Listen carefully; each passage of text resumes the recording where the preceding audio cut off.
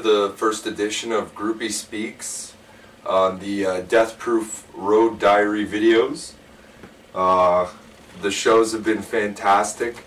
We've done 3 so far. We played in Thornhill on Wednesday, which was off the hook, and Newmarket on Friday, which was craziness, and in Oshawa on Saturday, which was a lot of fun and great. And we went to Jimmy Guaco's after with Lead Sled Rocket, and I want to tell you, if you're in Oshawa, go to Jimmy Guaco's because they make some darn good burritos, especially at 2:30 in the morning after you just played a gig.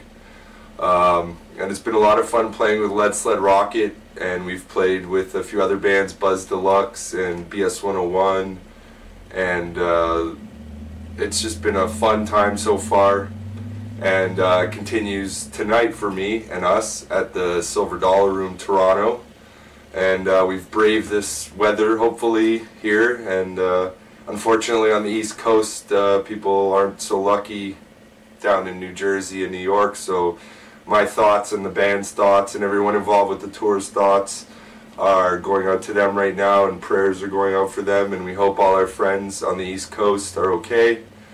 And yeah, it's just been really exciting and tiring and candy filled, eating a lot of candy. It's Halloween, best time of year, and I launched my first podcast show yesterday, which is available at indieroundtable.com, and the show is called Matt Groupie Sounds of the Underground, and it's a special Halloween episode, so there's lots of great Canadian indie Halloween tracks on there, and it's free to hear and free to download off iTunes, so go check it out, indieroundtable.com. And so I did this thing where I asked everyone if they had any questions for me or the band, and I got in a bunch of good questions, and I appreciate you sending your questions. And feel free, you know, whoever's watching, to send in some more questions, because we're going to be doing another edition of this in the coming weeks on one of the diary videos. So the first question I got was from Jessica Lim, and it's a 2-part question. Which bands did you listen to growing up, and where did your inspiration come from? Very good question. The bands I liked growing up were always, I was really into the Ramones, and I really liked the Beatles, and the Beach Boys especially, obviously. And then all the 90s punk stuff, you know, when it was good, and lots of stuff. I mean, R&B music, blues music. I really liked the Knack when I was a kid. The Cars I really like. And where did my inspiration come from? Well, I was inspired mostly when I was very little. I saw the movie La Bamba, and for some reason I just gravitated towards that movie and Richie Valens and being a musician, and you know, that kind of stuck with me through my life, mostly through movies, I would say. You know, like I really liked That Thing You Do when I was younger, Hardcore Logo, Spinal Tap, you know, so like the rock and roll movies really got me into wanting to be a musician. So great question, thank you very much for that. The next question is from Tim Poulsen, and it's simply spoon or fork. Well, I thought long and hard about this, and I assume that most things you can eat with a fork you could also eat with your hands. So I will probably go with a spoon, unless I can beat your question by saying one of those spoons with the fork serrated edge on the front. So answer is spoon with a fork serrated edge on the front. Thank you for that, Tim. The next question was from Danny Z, and she wants to know what makes King Beez different than other surf bands. Well, we have a lot of different influences, mostly punk and metal influence, which I guess is kind of rare for surf bands. A lot of surf bands are very traditional. They play, you know, Fender guitar through a Fender amp and all that kind of stuff. And I use an Epiphone guitar through a Marshall amp, which creates more of a crunch sound and less of a reverby, you know, Fender sound. So I would say that overall the Marshall really makes us different, and the influence of punk and metal also I feel makes us different, because we're not afraid to dabble in other styles with our music. So thank you for that, Danny. The next question is from Gilles LeBlanc, and he wants to know, what was the scariest thing about making Deathproof with Ian Blurton?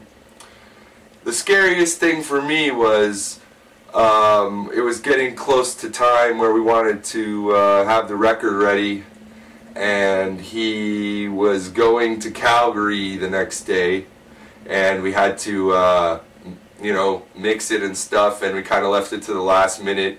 So I was worried that it wouldn't get done in time, but it did, because Ian's a professional and he did a fantastic job, I feel, and I hope you feel as well. And so everything got done, and you know, it worked out. The next question was from Julie Nolan, and she wants to know, why did you choose the name King Beez? Well, there's a couple reasons. First of all, there's the Muddy Waters song, I'm a King Bee baby, and I really love Muddy Waters. And the other thing is, anyone who knows me knows I'm a Tom Petty fanatic, and he was originally going to call Tom Petty and the Heartbreakers Tom Petty and the King Beez. So I kind of just lifted it from Tom. And then the concept of a King Bee is a good one, because there's no such thing. It's always queen bees and stuff. So I just like the imagery that came along with it. I've always been a fan of bees.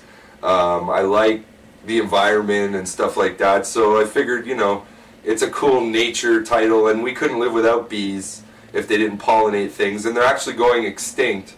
So next time, you know, there's a bee in your house or something, don't kill it, try and trap it and put it back outside, because they're going extinct, and if they go extinct, we go extinct, and we'll be the last bees left. And, you know, I don't really want to be the last bees left. So thank you for that. And the last question is from Carly McPherson, and it's a good one. She asked, why did you decide to reform the band? Well, it kind of wasn't a decision, it just kind of happened. As some of you know, the band was started in 2007, 2008, and we didn't do anything for a few years there. And I was in Matt Groupie and the Bandits, and that was kind of coming to an end for a while. So I just decided, hey, let's do a few shows with King Beez, and it turned into doing lots of shows, and now it's turned into doing a record and a tour, and, you know, being featured on all kinds of websites and blogs and all that kind of stuff. So I mean, it kind of just happened, you know, and I'm sticking with it, you know, because we're having a lot of fun doing it. And the new lineup is the best that's ever been in this band, and you know, we're having a good time doing it, and everyone's enjoying it, and people like the new record, so why not do it?